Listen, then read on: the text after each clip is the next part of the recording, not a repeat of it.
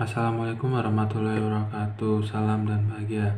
Baik, di sini kami dari kelompok 14 akan menyampaikan hasil diskusi kami tentang perubahan transorganisasional atau sering disebut juga dengan transorganisational change.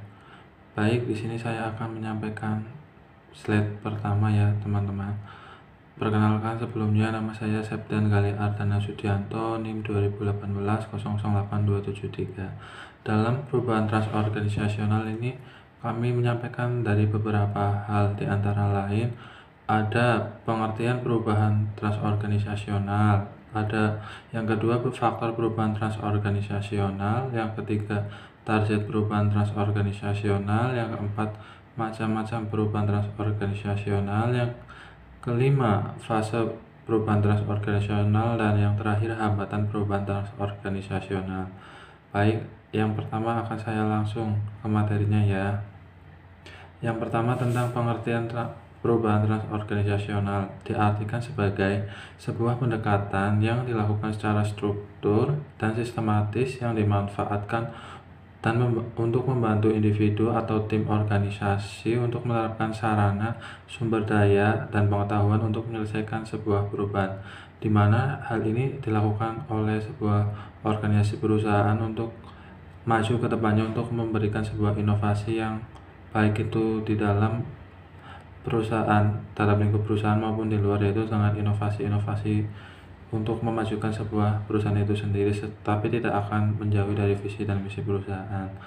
Dari perubahan konsep perubahan transorganisasional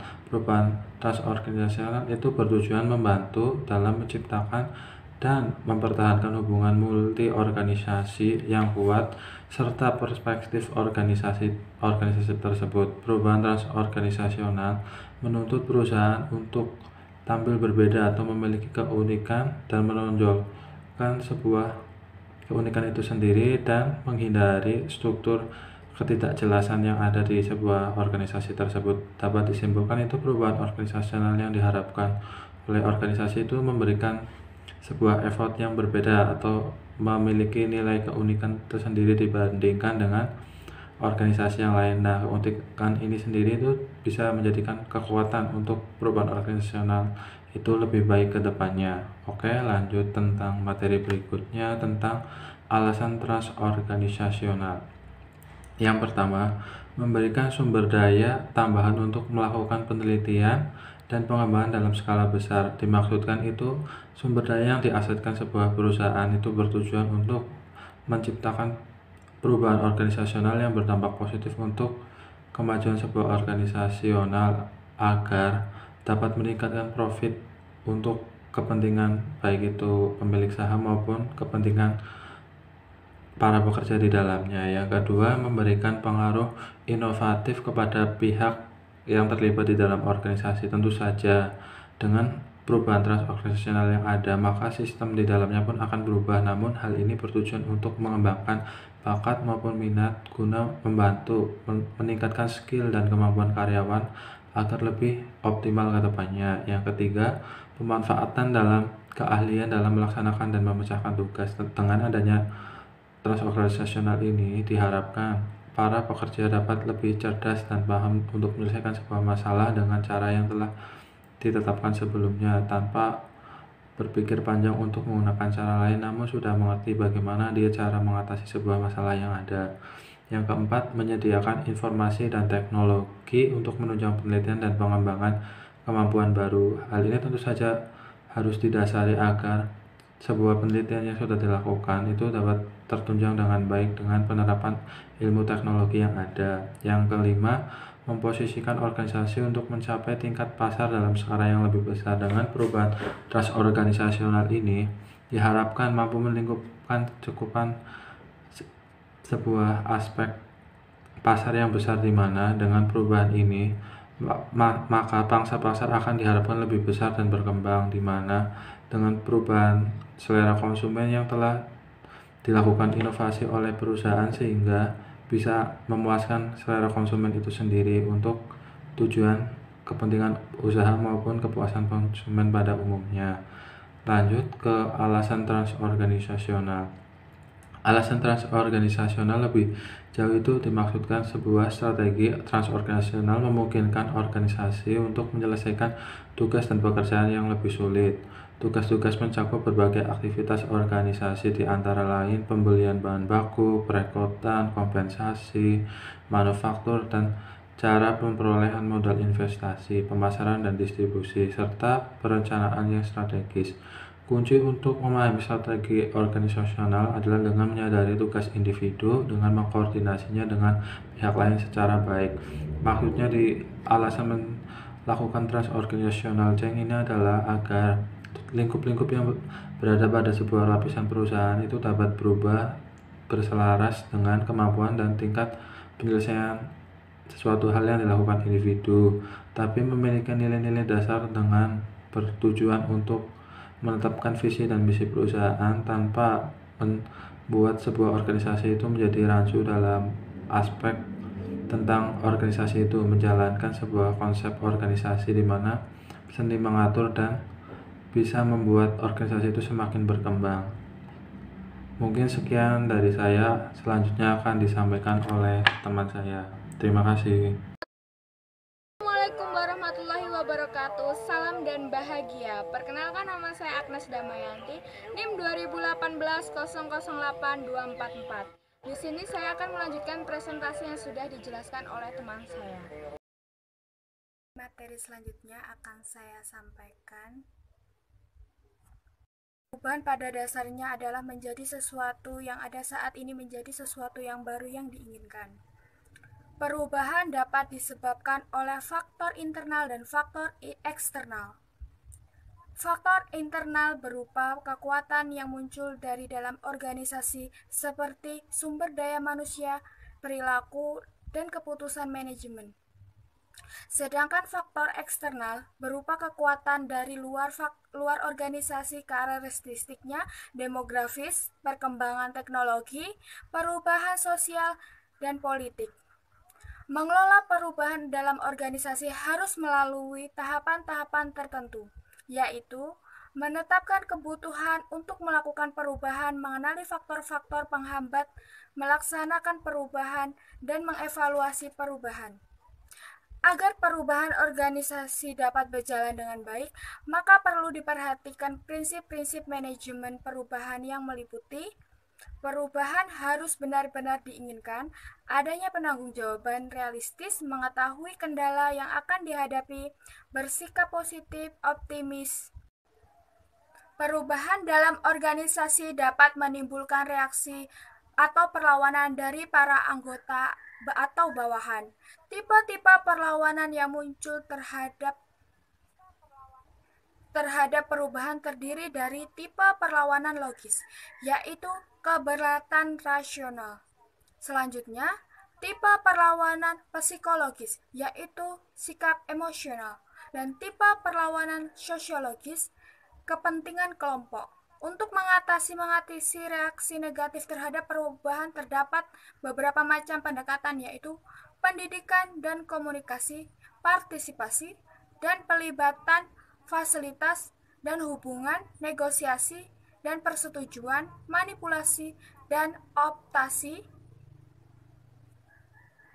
kooptasi, serta penekanan. Penerapan pendekatan tersebut disesuaikan dengan situasi dan kondisi dan tujuan perubahan yang diinginkan. Selanjutnya, target perubahan transorganisasional.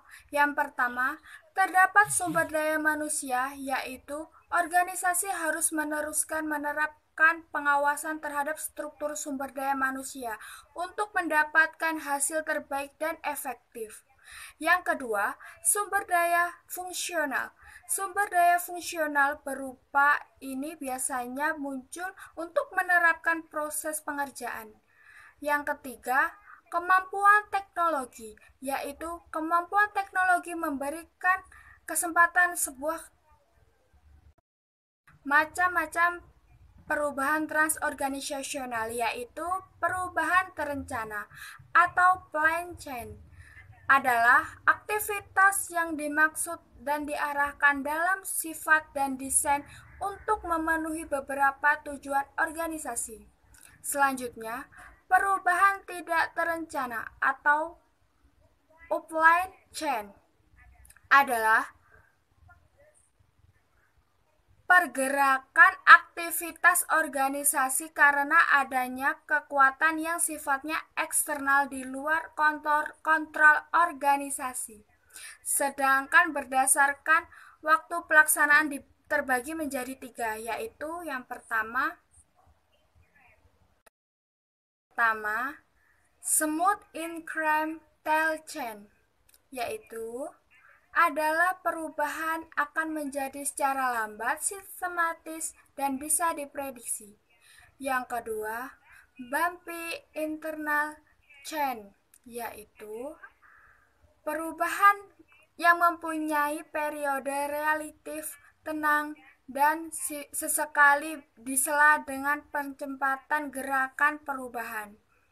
Yang ketiga, yaitu discontinuous change, adalah perubahan yang ditandai dengan adanya pergerakan cepat terhadap struktur budaya strategis dan ketiganya secara bersamaan. Oke, terima kasih. Mungkin itu saja yang dapat saya sampaikan. Kurang lebihnya saya mohon maaf. Selanjutnya akan disampaikan oleh teman saya. Salam dan bahagia, perkenalkan nama saya Sahrul Imam, NIM 2017-008-159. Di sini saya akan menjelaskan lanjutan dari penjelasan teman saya. Yang di sini ada bentuk perubahan berupa merger dan akuisisi. Merger dan akuisisi melibatkan dua organisasi. Nah, jadi merger adalah merujuk pada integrasi dan organisasi yang sebelumnya berdiri sendiri, bergabung menjadi satu. Sedangkan akuisisi adalah pembelian suatu organisasi oleh organisasi lain dan menggabungkannya menjadi satu organisasi. Biasanya alasan melakukan merger atau akuisisi adalah untuk mendapatkan akses pasar global, peningkatan sumber daya, mencapai efisiensi operasional yang maksimal, meningkatkan inovasi dan lain-lain. Selanjutnya di sini saya akan menjelaskan tahapan merger dan akuisisi. Nah, jadi tahapan merger dan akuisisi dibagi menjadi 5. Yang pertama, mencari dan menentukan kandidat yang tepat. Yang kedua, membuat tim merger dan akuisisi. Yang ketiga, menetapkan kasus bisnis. Yang keempat, melakukan uji tuntas. Yang kelima, mengembangkan rencana integrasi merger. Nah, yang selanjutnya ada fase merger dan akuisisi. Di sini dibagi menjadi 3. Yang pertama, fase kombinasi hukum, fase kombinasi operasional, dan yang ketiga, formulasi strategi akuisisi. Nah, jadi fase kombinasi hukum adalah fase ini melibatkan legal dan aspek keuangan dari transaksi, di mana kedua belah pihak melakukan kesepakatan untuk membentuk aliansi baru. Yang kedua, fase kombinasi hukum terdiri dari 4 kegiatan, yaitu kegiatan integrasi operasional dan teknis, kegiatan integrasi budaya, dan intervensi aliansi strategi, dan tahapan-tahapan aplikasi. Yang ketiga, formulasi strategi aliansi.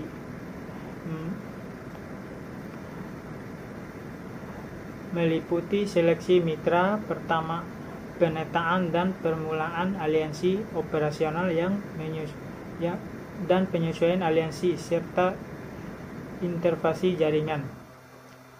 Sekian dari penjelasan saya. Selanjutnya akan dijelaskan oleh teman saya. Salam dan bahagia, perkenalkan nama saya Linda Sari. Di sini saya akan melanjutkan pemaparan materi dari teman-teman saya. Materi selanjutnya yaitu tentang fase perubahan.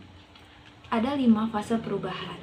Fase pertama adalah positioning value atau menentukan posisi strategi. Fase ini merupakan suatu sistem berpikir di mana apa yang akan menjadi tujuan atau posisi strategi dari suatu organisasi.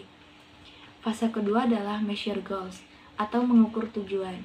Fase ini menentukan berbagai ukuran dan mekanisme yang diperlukan untuk melakukan suatu perubahan. Yang ketiga adalah asesmen strategi atau strategi asesmen. Fase ini menentukan kesenjangan antara situasi yang sedang dialami oleh organisasi saat ini dengan situasi yang memang diinginkan. Fase keempat adalah action level atau aktivitas perubahan. Fase ini merupakan penerapan dan penjelasan strategi apa yang selanjutnya akan diintegrasikan oleh organisasi. Yang terakhir atau kelima adalah environment scan atau identifikasi lingkungan eksternal. Fase ini adalah fase di mana organisasi melakukan identifikasi lingkungan eksternal apa saja yang mampu memberikan pengaruh terhadap terjadinya suatu perubahan. Yang selanjutnya adalah hambatan perubahan. Ada 3 hal yang menjadi penghambat terjadinya perubahan. Yang pertama adalah konflik dan kekuasaan. Kedua hal ini menjadi penghambat paling besar terjadinya suatu perubahan. Bahkan, kedua hal ini memungkinkan terjadinya pencegahan terhadap perubahan itu sendiri. Yang kedua adalah perbedaan dalam fungsional orientasi. Hal ini menunjukkan adanya kelesuan di dalam organisasi, yaitu adanya kerjasama dan hubungan yang tidak baik di dalam organisasi tersebut. Dan yang ketiga adalah budaya organisasi. Budaya organisasi di sini yang dapat menghambat terjadinya perubahan adalah budaya organisasi yang negatif. Yang terakhir saya akan menyimpulkan pemaparan materi yang telah disampaikan oleh teman-teman saya sebelumnya. Jadi perubahan transorganisasional ini merupakan sebuah pendekatan yang dilakukan secara terstruktur dan sistematis yang dimanfaatkan untuk membantu individu, tim maupun organisasi dengan menerapkan sarana dan sumber daya yang dimiliki untuk melakukan suatu perubahan. Nah, alasan melakukan suatu perubahan ini sendiri adalah untuk memudahkan individu, tim maupun organisasi dalam menyelesaikan masalah atau pekerjaan yang semakin rumit. Adapun faktor yang mempengaruhi terjadinya perubahan ini ada 2, yaitu faktor internal dan eksternal. Sedangkan untuk macam-macam perubahan sendiri ada 2, yaitu perubahan terencana atau planned change dan perubahan tidak terencana atau unplanned change. Salah satu contoh bentuk perubahan yang dilakukan organisasi adalah merger dan akuisisi. Nah, demikian pemaparan materi yang dapat saya sampaikan dari teman-teman saya dan saya. Ada kurang lebihnya, saya mewakili kelompok saya memohon maaf. Salam dan bahagia.